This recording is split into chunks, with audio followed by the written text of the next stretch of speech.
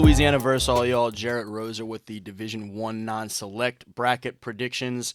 Led in that bracket by number one, Neville, one of four teams in the 2018 bracket with a bye. Neville and fourth-seeded Central on the top half of the bracket. Third-seeded Ruston, the defending champions here, with a bye on the bottom half, as well as that high-powered number two Airline team, an undefeated team in the regular season, and trying to continue pushing that on to the postseason.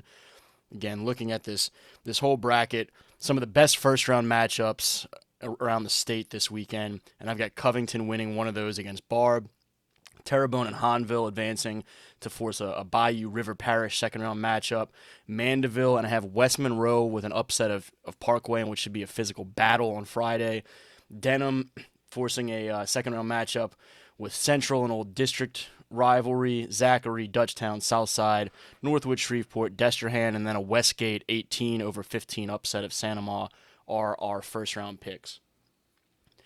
Advancing on to the quarters, I have the top-seeded Airline Vikings on the bottom half advancing, as well as an upset Destrehan getting healthy at the right time, 10th-seeded Destrehan going up to Shreveport and beating Northwood, Southside and Ruston advancing. That Ruston-Zachary matchup, obviously, going to be a fun one in the second round if we get it.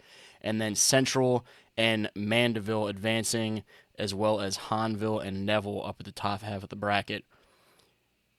Setting up these quarterfinal matchups and on to the semis, a rematch from a year ago, Neville and Central, a game where Central kind of put the rest of the state on notice with an upset going up there to Bill Ruppel Stadium and beating Neville, which they would have to do again this time around in the semis if this plays out this way. And then Ruston, Destrehan, so many great playoff matchups through the years.